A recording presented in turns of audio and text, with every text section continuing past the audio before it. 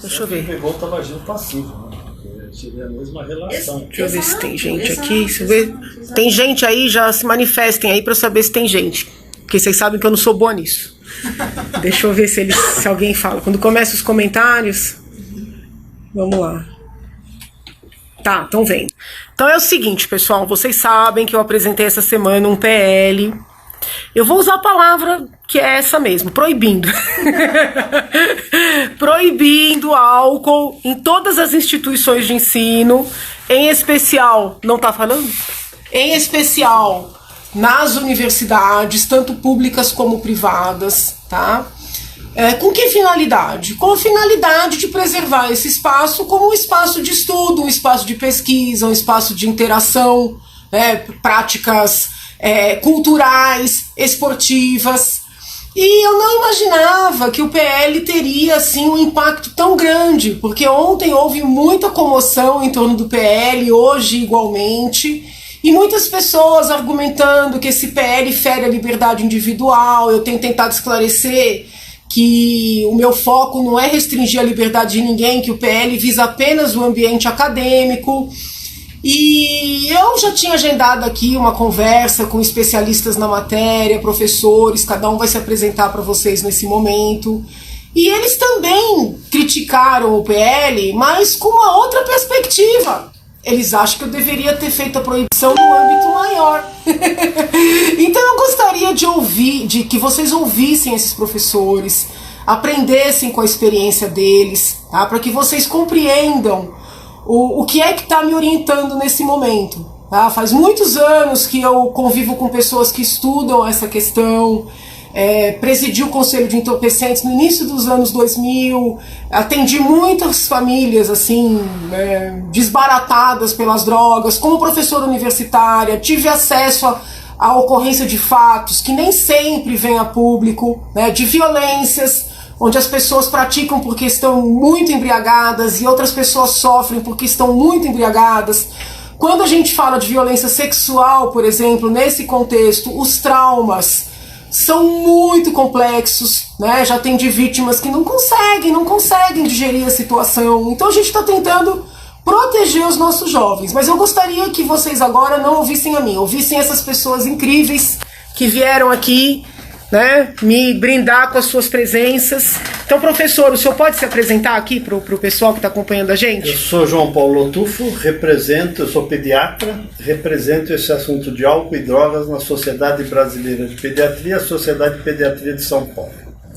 Então, nós estamos aqui para estimular aqui ações que diminuam a experimentação de álcool para o menor de idade. Então a Sociedade Brasileira de Pediatria se preocupa com isso, já que 60% dos jovens até 17 anos já se iniciaram no uso do álcool e 20% desses já são dependentes do álcool. Então o álcool, vamos dizer que dentro das drogas é o mais nocivo para a sociedade. E nós estamos muito preocupados com esse aumento de oferta de álcool, aumento de ingestão de álcool e a precocidade com que isso está acontecendo. Então, uma das coisas é a festa open bar. Outras medidas devem ser tomadas, como a retirada da propaganda do álcool da mídia das 6 às 21 horas. Não é possível que um garoto de 8 anos me pergunte o que é ser brameiro, porque a propaganda dizia que aquele atleta o sucesso dele era porque ele era brameiro. Então a mídia aumenta aí a chance da criança se iniciar nessa questão do álcool. E a venda de bebida alcoólica para menor de idade é uma coisa que preocupa a sociedade, já que não há controle disso. A bebida vendida a céu aberto, você não tem controle de quem está comprando e do que está sendo vendido. Então acho que tem muita coisa para a gente caminhar nesse sentido. E vamos começar aí pela restrição da festa open bar aqui no estado de São Paulo, até no Brasil, se a gente for pensar mais para frente. E professor, um pouquinho antes de eu começar a filmar, o senhor comentou sobre a situação da gravidez na adolescência, né? O senhor pode falar um pouco mais sobre isso e qual é o papel do álcool nessa história? Então, o Hospital Universitário da USP tem 1.535 partos nos últimos 5 anos em adolescentes de 12 a 17 anos. Uma boa parte dessas adolescentes engravidaram. engravidaram depois de ingerir álcool e usar maconha. Então, isso é um problema social gravíssimo. Segundo elas, essas meninas me dizem, mas tio, todo mundo usa. Esse todo mundo usa não é verdade, não é? Na verdade, você tem ali, eu pergunto para elas, tem alguém na sua rua que não usa? E elas dizem claramente, o pessoal da igreja não usa. Por exemplo, não é todo mundo que bebe no Brasil, já que 50% da população brasileira não ingeriu álcool no último ano. Então, a gente tem que discutir esse assunto, tem que alertar os pais sobre esses assuntos, tá? Porque não é possível que eu tenha uma menina de 15 anos no meu ambulatório na terceira gestação, né? E a gente não trabalha muito essa questão. E o álcool seguramente está relacionado ao aumento de gravidez em adolescentes. Então, o problema social é gravíssimo. Fora os acidentes de carro aí, que a gente vê toda hora, e isso não diminui. Né? Nesse último carnaval, quantas prisões foram feitas aí por gente guiando após ingestão de álcool. Então, acho que o que funciona é uma legislação forte e punição exemplar para quem não cumpre a legislação.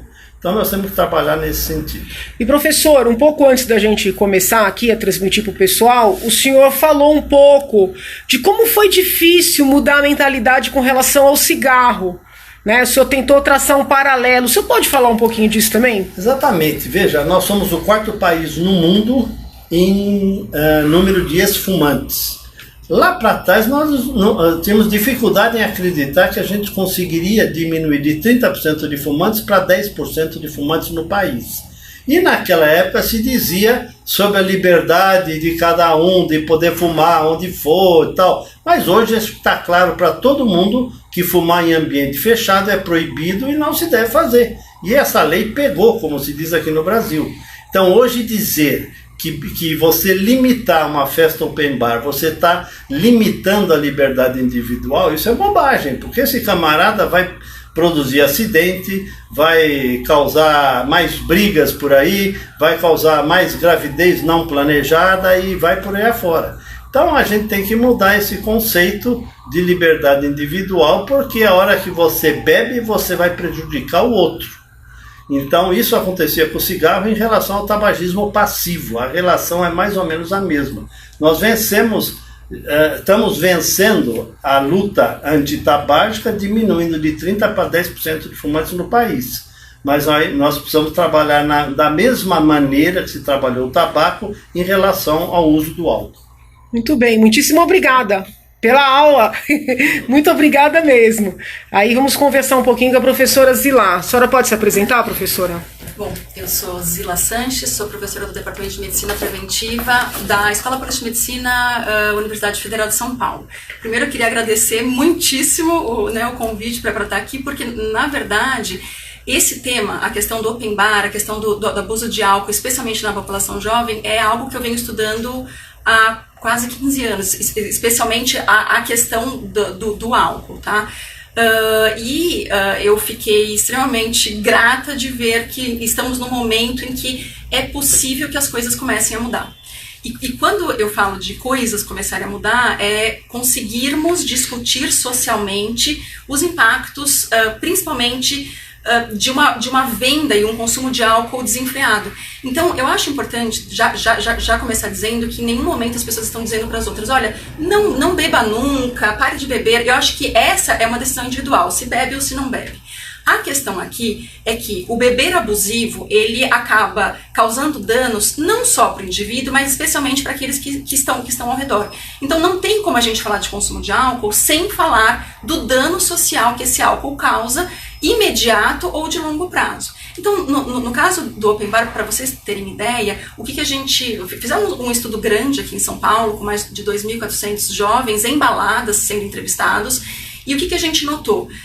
Que os jovens que saíam mais intoxicados eram aqueles que praticavam os principais comportamentos de risco, muito mais comportamentos de risco, quando eles estavam fora do estabelecimento. Então, você tinha uma proporção maior bebendo e dirigindo, né? Eles estavam mais intoxicados, dirigiam mais, Sexo sem proteção, agressão, toda a parte realmente, inclusive, de perder o que a gente chama de blackout, que é perder a noção do que está acontecendo.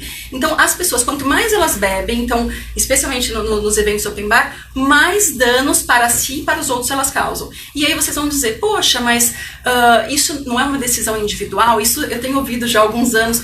Mas é uma decisão individual. A pessoa pode, ela deve poder consumir o que ela quer. Ok.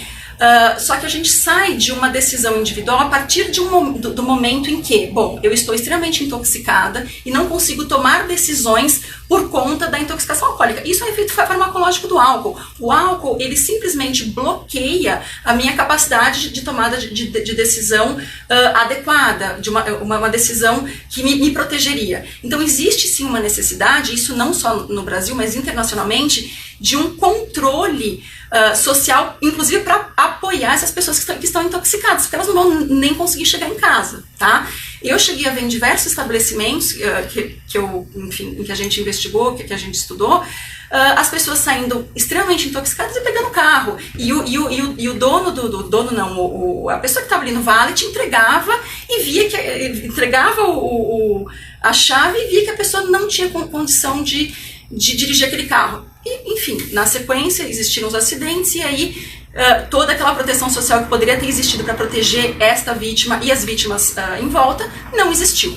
Então, o que é importante colocar? Hoje, a Organização Mundial da Saúde, ela tem os cinco critérios de formas que você pode proteger a sua população dos efeitos danosos do álcool. Um dos critérios é reduzir a promoção. E não é da cabeça, alguém sentou lá e escreveu. Não, existe evidência epidemiológica consistente em diversos países do mundo, pelo menos 20 países já proveram informação sobre o efeito da promoção do álcool no consumo.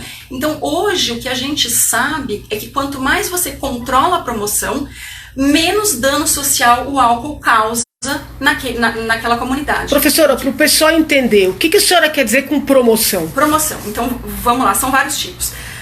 Open bar é uma delas, então você paga R$20, R$30, R$40 e bebe à vontade como se você tivesse, enfim, né, você bebe, como dizem os jovens, até cair mesmo, tá? Então esse é um tipo de promoção. Outros tipos de promoção, preços muito baratos por unidade. Então hoje a recomendação internacional é de existir preço mínimo para a dose de álcool. Então, um exemplo, assim, a Escócia acabou de aprovar uma lei em que ela altera realmente o preço mínimo porque ela se embasou em diversos estudos europeus mostrando que quanto maior o preço de uma dose, menos doses a pessoa consegue consumir. E aí eu já sei que os liberais econômicos vão me dizer que isso é complicado.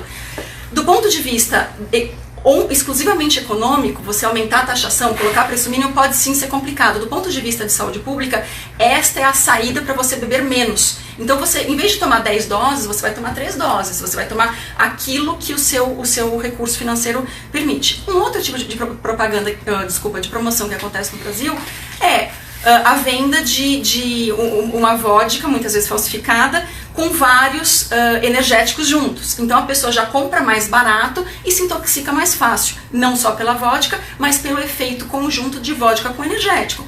Então o que a gente tem que discutir hoje são as formas, através da legislação, que sejam utilizadas para que a gente possa reduzir o dano social, e não só o dano individual, o individual também, mas o social, de você sair intoxicado de um estabelecimento e acabar pegando o carro, praticando um ato de agressão, de diversas transgressões de lei por estar intoxicado. Sem contar aqueles que, por estarem intoxicados, acabam sofrendo abuso sexual, etc., por ser, né, ele está intoxicado, ela está intoxicada e acaba... E aí, aqui eu falo ele e ela mesmo, porque a gente tem evidência de abuso sexual em baladas para os dois sexos.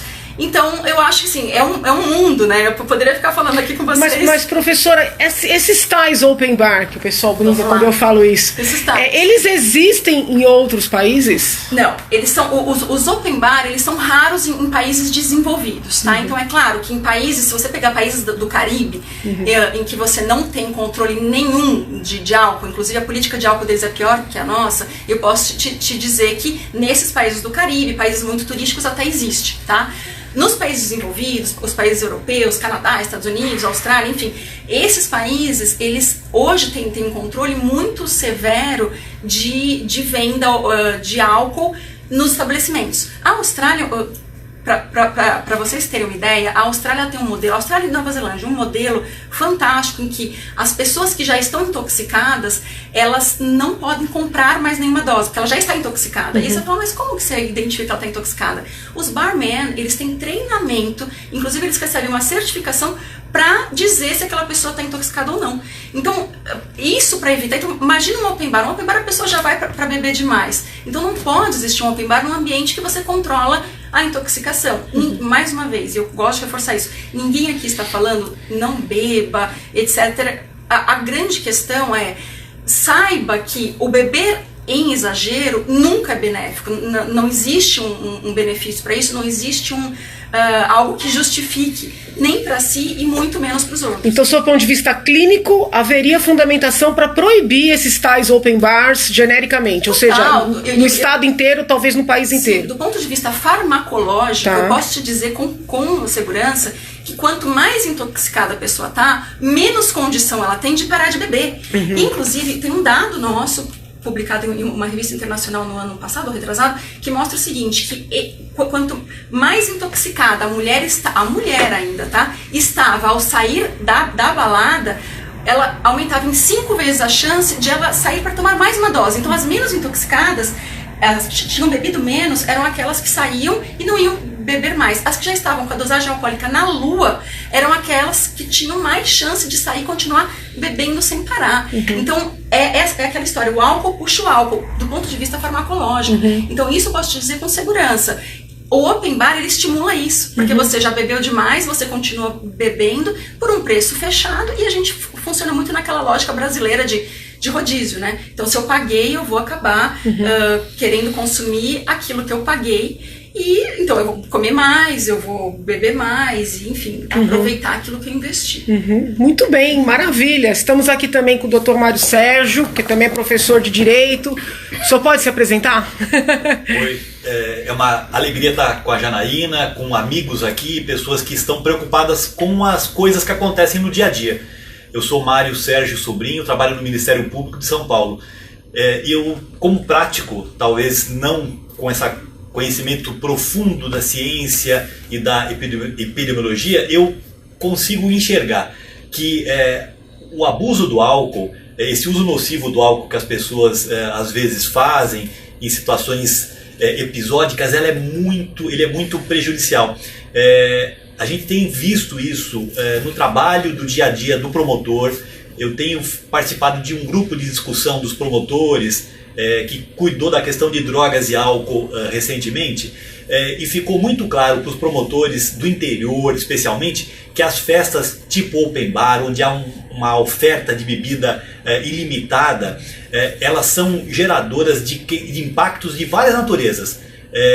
Sem falar a questão criminal que infelizmente acontece, as pessoas pegam os carros, dirigem, se envolvem em acidentes, elas próprias se machucam, ferem alguém. A saúde pública, os hospitais, os pronto-socorros, os equipamentos de saúde são, naqueles momentos, super buscados por problemas que essas pessoas sofrem. Então a gente tem um descontrole, uma situação de desagregação social que o álcool causa. Então eu penso que a gente podia, aqui nessa conversa, com vocês que estão do outro lado, com a deputada Janaína, colocar esse tema na nossa pauta. o Brasil está no momento, na hora e na ocasião de pensar um pouquinho que o consumo excessivo, que o abuso de álcool, ele precisa ser colocado frente à sociedade, conversarmos e pensarmos em alternativas. E elas existem. Nós temos que trabalhar isso com calma e elas existem. O senhor vislumbra alguma inconstitucionalidade na proibição dos tais open bars?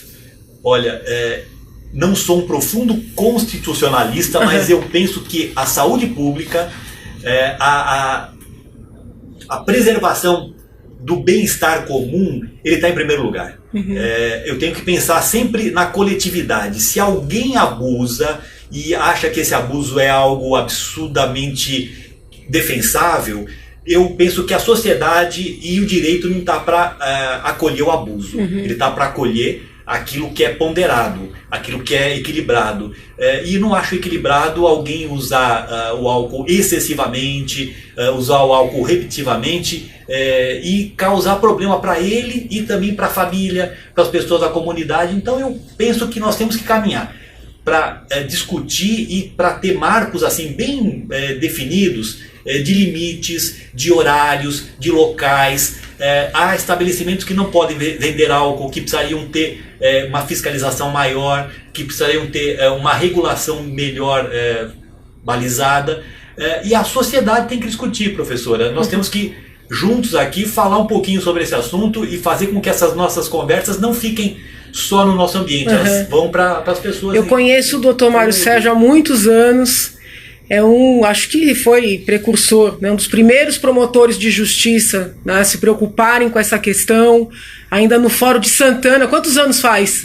Eu trabalhei lá 18 anos, e já saí de lá faz 8 anos. Então faz muito tempo. Ainda no Fórum de Santana ele se preocupou em formar redes, né, redes de atenção às famílias, as pessoas que se envolviam com ilícitos por causa das drogas lícitas e ilícitas. Sim. Então é um exemplo, né, de membro do Ministério Público a ser seguido.